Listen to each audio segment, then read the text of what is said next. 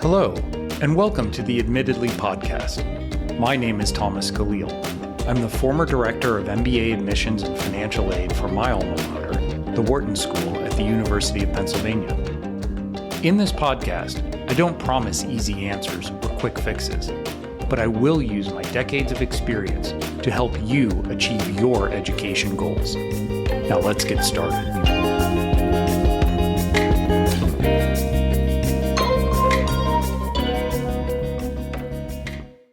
Hello and welcome to the Admittedly podcast. I'm your host, Thomas Khalil, and today we have a very, very special guest, Daniel Lim, better known to his tens of thousands, probably more than that, followers across all platforms as Limmy. Very entrepreneurial, innovative person from Duke University, rising senior, but with some very exciting plans. Limmy, it's great to talk to you. I've been a fan. I follow your channel. I think it's really interesting what you do, and looking forward to having a little bit of back and forth around admissions, around your next ventures, and what you're thinking. So welcome to the program. Absolutely. Thank you for having me, Thomas. Now, I know that I didn't cover, you are a true Renaissance man, right? You're a skateboarder, a tennis player, a chef, world traveler. So what am I leaving out of this biography? Ooh, I think you covered it pretty well. Definitely have a lot of hobbies that I enjoy. Love to play basketball and love to skate as well. Have a broad range of interests. Philosophy and psychology, and obviously creating content is a very big joy of mine. So yeah, I think you covered it pretty well. I'll be a rising senior. Well, I would be a rising senior had it not been my gap semester at Duke. Yeah. That sounds really interesting. Now, if I remember correctly, your initial focus was on medicine, right? You wanted to be a doctor. You did, some internships and shadowing in NYU and in New York City prior to going to Duke. And now you are a very well-known content creator in the admissions space. So tell us about that journey. How did that happen? Yeah, absolutely. So, as you mentioned, I went to high school knowing that I wanted to do medicine. Not entirely sure why. I knew I was interested in science and knew that I liked to help people. So naturally, I sort of gravitated towards medicine. Of course, being from an Asian family, they didn't push me directly, but the idea of becoming a doctor just seemed right. Did some research at NYU Langone on Crohn's disease. I was also very interested in the stomach. I think food is a very big passion of mine. So I thought, why not do something related to the stomach? That's a very shared interest. Absolutely. So did some research, did some shadowing, eventually got to Duke, continued on that path. I did a summer research position at the Duke Molecular Physiology Institute on something similar, looking at Crohn's disease again. Then around the end of my sophomore year in March, so this is March 2022, I realized the extent of commitment that med school asks for, which is 4 years of school. So it's not even just a 4-year commitment, but you're also down 400 grand in debt. And so, if it had been either one of those two, where it's just 4 years or just 400 grand, then maybe, it would be a little bit less of a blow. But just the time commitment and the financial commitment was a bit daunting for me, especially because my parents still work, very long hours. And I realized that I wanted to make sure that there wasn't too much stress from the financial sense. And so I decided, there are other paths that I can take to try to help people. And so around this time in March of 2022, I looked to get an internship for that summer. Obviously in March, there's nothing open. All the recruitment is typically in the fall, earlier in the year. For And your, the yeah, only one, for your more standard, summer internship tracks for sure. right, absolutely, consulting, banking, those types of things. Um, very popular amongst Duke and other schools. Yes. So the only one that was open was a marketing internship for this alternative protein company. And I was like, yeah, why not do that? And so I applied. They made me go through 2 rounds of interviews. They made me make a bunch of TikToks and Instagram posts and tweets. And at the end of it, they were like, oh, sorry, we can't take any interns this year. And so I was kind of Right. stranded in May. Had absolutely no plans for the summer, didn't want to go back to the lab and do research. And so I reviewed my options. I was like, huh, well, I mean, I've made a couple TikToks now. It's kind of fun. I like putting stuff out there, seeing what people have to say about it. And so I started out making all types of different content. Started making Okay. content about my philosophical views, about money, about relationships, about sports, just anything I was really interested in. I made an offhand video about my time at Duke sometime in July. Hmm. Then I had a string of people asking me about how did you get in? What did you do? And just questions about applying to college around that time. Yes. It's around this time, July, August, September, when kids start to think about this type of thing. And I was like, okay, I'll just make a couple more videos about this. Um, then the fateful day came where a student sent me his entire application and was like, what do you think about this via email? And I was like, why not make this content? And so I posted his application online with his consent. I was like, I think this looks pretty good, compared to, some of my friends' applications that I've Hmm. seen and stuff like that. I think you have a pretty good shot at the universities that you're applying for. Then it just started flooding in. I started getting tens of hundreds of applications. I made a Yes. Google form, and we just made it into this whole series, which eventually got me to where I am today, just reviewing students' applications. And now we're at the point where, I've seen thousands of applications, just, going through them and, trying to see patterns and stuff like that. And so, obviously I'm not an admissions officer. I think a lot of people, should understand that I'm not an officer. Fair enough. Duly I've caveated. right.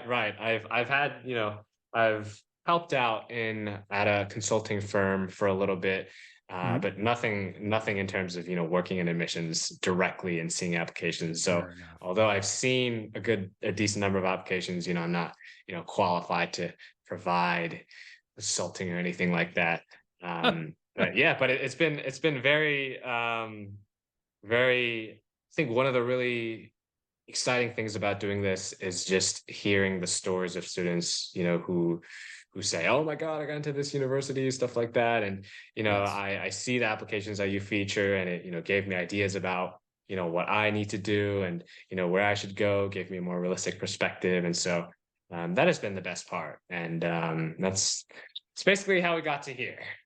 I love it. I mean, having been, and I will say I accidentally got into admissions, and now having done this for about 18 years, for me, it is by far the most rewarding part is that you meet these exceptional young people who are going to do just amazing things, no matter where they go to school. It truly doesn't matter, right? They get an IV, great.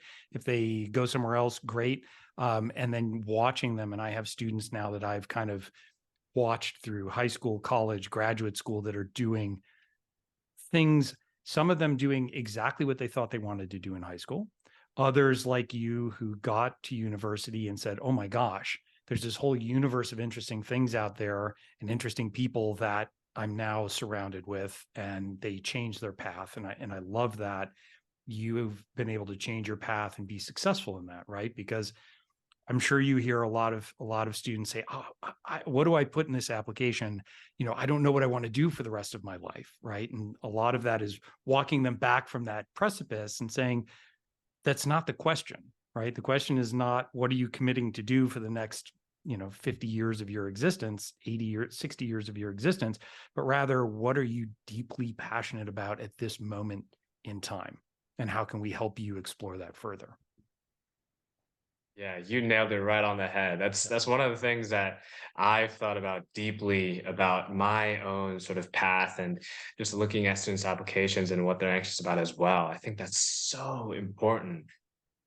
I mean, even in context of admissions, it really does seem like kids who actually do what they want to do and are passionate about it go farther. One for Yes. in terms of what they're passionate about, and two, that kind of shines through the application. And I think even for me, just from a life perspective outside of admissions, I think it is really important that students try not to get wrapped up. It's very difficult. I think it is extremely difficult not to get wrapped up in this sort of very tunnel vision idea of set number of paths that are Yes. valid, and actually pursuing things that they're passionate about. No, absolutely. And I also like that you brought up the issue of return on investment when you were looking at medical school, right? And it's something that I've spoken a lot about on the podcast. And I always talk about this even, when I was running admissions at Wharton. And I would say to people, listen, you need to look at your ROI. You need to look realistically at, does this work for you? Because at the time you were talking about an all-in cost of about $130,000. And 2 years of opportunity cost and everything else. And so I think it is very important for students to weigh their return on investment, both in terms of time and resources. Do you need to take loans? What does that look like? What does that look like on your career path? Is there a less expensive option, community college going into a state school, for example? So I think a very clear-headed thought process on your part. And I can, applaud that. I love that. Absolutely. Yeah, med school is definitely, I think in high school, it's very easy to sort of think about the glamour of being a doctor, especially when Yes. it's shown as such a positive light on TV shows and by people around you, and especially in the Asian community. And so you just kind of throw yourself into it and hope for the best. And I think some students come out and they just don't really think about these things too deeply, and they're able to find success with that. But I think personally for me, um, I think there's just knowing that there's so many other opportunities out there now has given me the, the sort of confidence to go Mhm. for things outside of just a very safe mentality and path.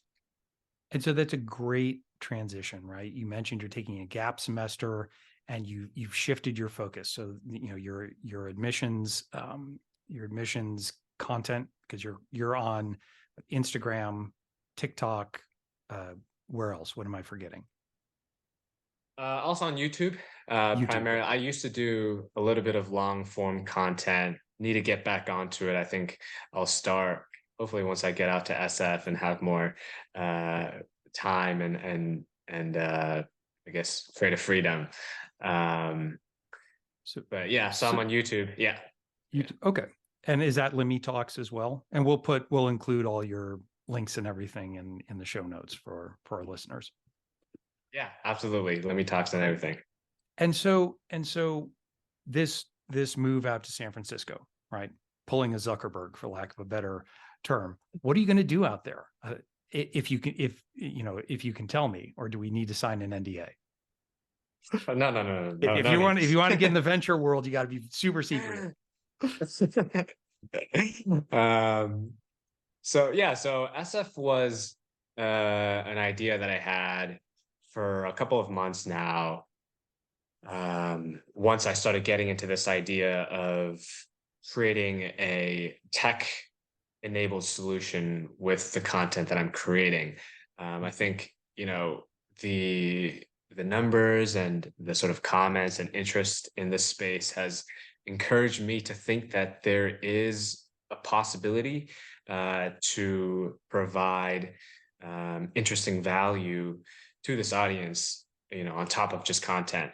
And so, with this move to SF, of course, working on Dream School is a pretty big component of it. Our idea is And, constantly and shifting. wait, Yeah, go let ahead. me just so listeners, so this is dreamschool.ai, the startup that you're Yes. working on currently. Okay, great. Yes. Yes. Dreamschool.ai. So that will be a pretty big focus of my time, as well as creating interesting content, I think in SF, of course, New York City is great, uh, but I think uh, you know, I'm currently living with my parents, and I'm not exactly in New York City. It's Mhm. still, would be about a 50-minute bus ride to, and then I have to coordinate everything and blah blah. I don't Yep. have, exactly all the time in the world when I want to create Yes. content. So that'll be nice as well. And then I think the really nice thing about SF is just the community there. There's so many individuals working on cool things within the tech world. And I think it'll be really exciting to be in this environment where people are, you know, essentially trying to create huge solutions to huge problems at scale. And so I think it'll enable me to think in a more broad sense, and really accelerate the pace at which I'm growing, I think, which is also Okay. very exciting, and also trying to grow Dream School that AI. So those are the main reasons why I'm interested and decided to Great. head out to SF for the semester. I love it. So let me ask you, you posted some content recently about how to make your, drop dead money, your FU money, right? And one of the things you said was, an ability to kind of take feedback. So I'm going to ask you one or two tough questions here in a very positive tone. Do you feel that AI is fundamentally dishonest for an applicant to use in the admissions process? That is a great question. Is using AI dishonest in creating an application?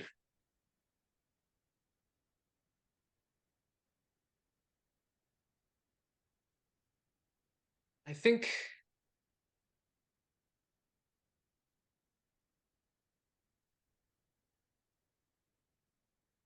my gut instinct is saying that although it may seem like you're at an advantage using AI to improve your application, let's say, I Mhm. think fundamentally, if you're using AI for the purpose of trying to achieve something that you have had no input into yourself, then I think it would come to your disadvantage. So what I mean by that is I think I guess I'll loop back to your question. But essentially, when you look at, even in a broader context, when you look at extracurriculars where a student doesn't exactly contribute all that much, right? So for example, they say something like, they were part of this huge team and did this and that. Mhm. But if all they were involved with, say, oh, I interned at, you know, Meta, for example, right? Right. But if all you did was serve coffee and you can't actually talk about anything that you were involved with outside of, just doing menial tasks, or, you can even talk about what the meetings were like, and how you grew from them, then it's very tough to, um, have that translate to a successful application. And so I think although AI can give you some sort of starting point, so for example, it may give you ideas about, doing XYZ, right? So, it Mhm. can tell you things like, if you focus on this and, here's a step-by-step process of how to do XYZ, right? Um, if you don't actually do it, then you can't talk about it. And Right. so there needs to be two components where, sure, you can use AI, but if you don't have any tangible impact, um, whether or not it was created by the AI, I think it's very tough to say. And so the AI can't do the work for you. It can't Right. make you a more mature person, make you a better applicant.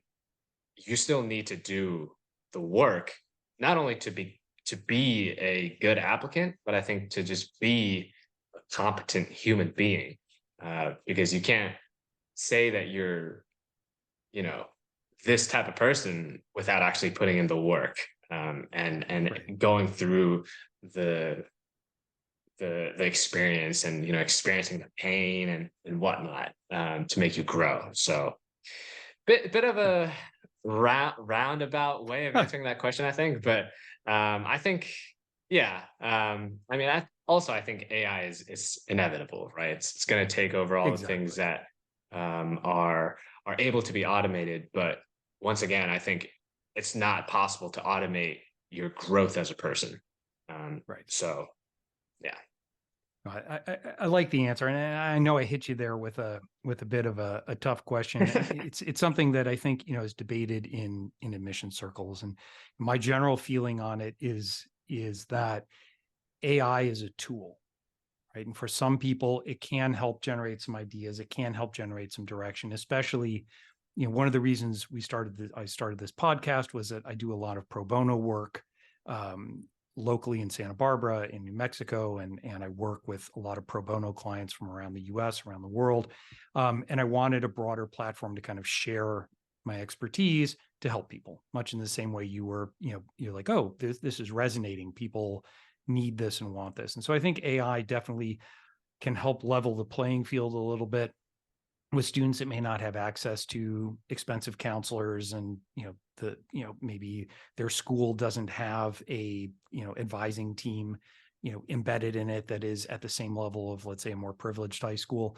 But I do think that the danger that I always point out to students with AI is that people have a very limited data set, right? Their N value is very, very small. And so when they generate something from AI, let's say an essay, it looks really good to them, and they show it to their parents. Their parents say it looks great. Their friends say it looks great. Their English teacher might even say it looks great. But what they lack is that perspective, right? So you have much more perspective than a lot of people. You said over 5,000 applications, right? But when you put that in the macro context, you realize it's like 10% of an Ivy League's application flow in one season, right? You start to see, oh my gosh, there's this massive universe out there, right? Of experiences and everything else. And so what looks good to you writ large in the larger pool, um, is very quickly discovered and discarded, right? In the 4.5 minutes that an admissions officer is spending reading your file, it doesn't feel right. It feels a little too slick, right? And you've seen this when you're reading essays, you're like, this just feels, I can't get a grasp on this candidate. And so it makes sense that they had these results, even with these great extracurriculars, right? So I think I think that there is absolutely room for AI. I think it's, we talked about this, a little bit. I do some venture investing into ed tech companies. I have a couple AI admissions, companies' business plans in my inbox right now. So people are trying to crack this, and I think there is a compelling market there. I just caution students to not over rely on it, right? And like you said, AI can't make up for things you haven't done. It can't make up for a personality that you have not developed, or or the work that you have not put in. So I think very well put on your part, and definitely coming from your experience, having read all these applications. So Absolutely. I think AI admissions. That's really interesting. I guess you aren't able to talk about those companies on the podcast, but generally speaking, if you have, say you were trying to do something within this space with AI, mhm. what would be your gut instinct? What do you think is the direction that we're headed to in the future regarding the use of AI with admissions? So I think, if I think back to the Stone Ages, back when I was running admissions at Wharton, one of the things that my fellow admissions directors and I would wrestle with was the fact that, applications are the best system we have. They're a flawed system, but they're the best we have at this moment in time, right? And we know that people game the system. We know that there are inherent advantages, disadvantages to the application process. And I look at a lot of your content that you're creating, and you definitely have a specific data set, right? It's a very specific kind of student that, I obviously I don't know all the input, but the ones that make it, to your content are these really like dazzly superstars, right? That are doing all these cool things. And I think that's great. I think, in the macro, and we can talk about this another time, in macro, there's this huge pool of people out there.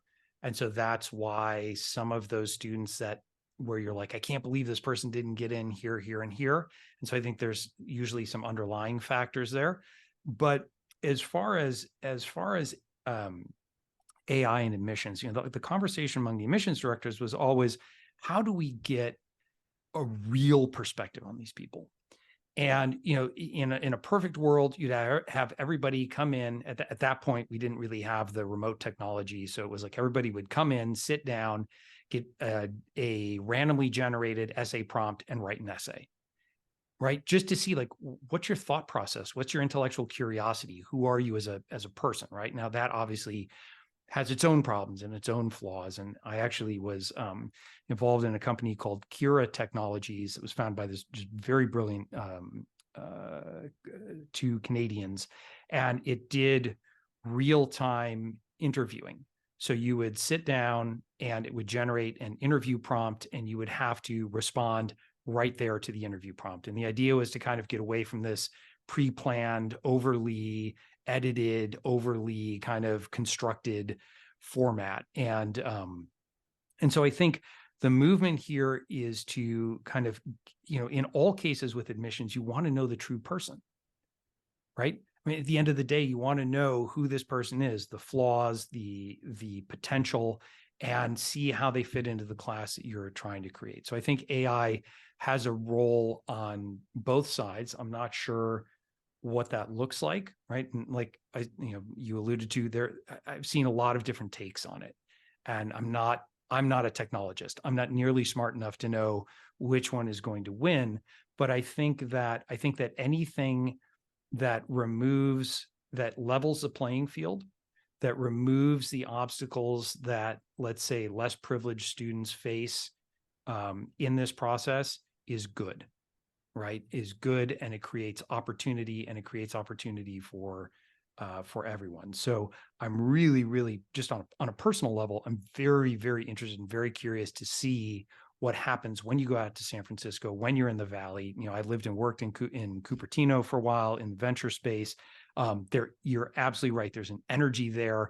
You go out for coffee, you're meeting interesting people who are doing really crazy things. And so I'm really fascinated to see how you evolve this, initial thesis that you have, and where that takes you. Yeah, absolutely. I think in terms of leveling the playing field, that's so true. And I think that was one of the things that I think, especially with Dream School, that AI, if we were able to address this properly, it could be, very, very successful, where essentially Yeah. we'd be able to democratize admissions guidance for everybody instead of just, the top percentile of students who, pay thousands and ten thousands of dollars for admissions guidance. If we're able to level the playing field and give many students an opportunity just to even understand what it takes, right? I think there's a huge information Yes. gap. And if we can use AI to more or less personalize the experience for each student, I think that's where, I see a lot of potential value with the use of AI. Um, but even working on Dream School, for a little bit now, I'm not technical. My co-founder is our Mm-hmm. CTO, and just talking about the problems that that AI has, and when I mean problems, you know the data that we have currently, and you know Yes. how to set it up properly, how to make sure there's no bias. There's just so many issues, and it's just Yes. extremely difficult. Even with the current buzz around AI, it's still very, very challenging to create actually, because it seems very easy in in you know with the idea of it, right? It's a lot of people, including myself. I thought, okay, AI. It's Huh. like you think of AI as this sort Yeah. of all powerful God almost, right? Where it can do anything that you ask it to. And it's like, well, no, it can't do that. You have to make sure that the data is right, is Exactly. good enough, and all this and all that. And so it's a bit of a bigger challenge than I thought. So we'll have to see. I think it's exciting. Obviously I add zero value on the technology side, but my door is always open. If you have questions on the admissions side, I would love to stay in touch on that. That'll be lovely. That'd be amazing. And so one last personal question, because I want to be respectful of your time. What, you know, what is next for you? Yes, San Francisco. Are you looking at like a deferred admission MBA, one of those programs, or are you kind of go, what do you think? It's a great question. So I mentioned earlier that I am at a place, I think, in my life where, with my content, I have, a bit of a moat and a bit of a safety cushion for me to Mm-hmm. fall back on, for me to be able to take more high risk opportunities. And so even if Dream School fails, I think so. Okay. So in the short term, I still plan to go back to school in the spring, Great. which I'm able to graduate on time, which is very nice because I've taken a couple of summer courses, Oh, great. and with with AP credit, I'll be able to graduate on time, in 7 semesters. So once I finish in the spring, I'll probably scope out the field. I think one of the other things I guess I forgot to mention about SF is even if it's not with Dream School, I think it would be very cool to see what kind of opportunities are out there. And I think joining another startup could be another interesting idea to explore. I think, with my skill set, which is, primarily with social media and marketing and, getting people interested in a topic and sort of more top of funnel things. I think I could provide some interesting value for brands. Doesn't even need to be an ed tech, but perhaps some if an interesting direct consumer startup catches my eye, and I mesh well with the founders, and it seems like an exciting opportunity, then could be a potential path for me in the future as well. I love it. If this were an episode of Limmy Talks, we would say one of the most interesting and unique candidates we've ever spoken to or seen, and you're not going to believe where this guy is going. So I will stay tuned for part 2. I can't wait to see the results. I wish you well. I love. It's so exciting to see you following your dreams, and I think inspirational to the many tens of thousands of listeners, hundreds of thousands of listeners, and followers that you have. I think they're watching you as closely as you're watching them, and I think it's going to be a great adventure. So we wish you all the best. And Limmy, thank you so much for taking the time to be with us today. Thank you so much, Thomas. It's been a pleasure. Really, really enjoyed being on the podcast. I had a great time. Thank you.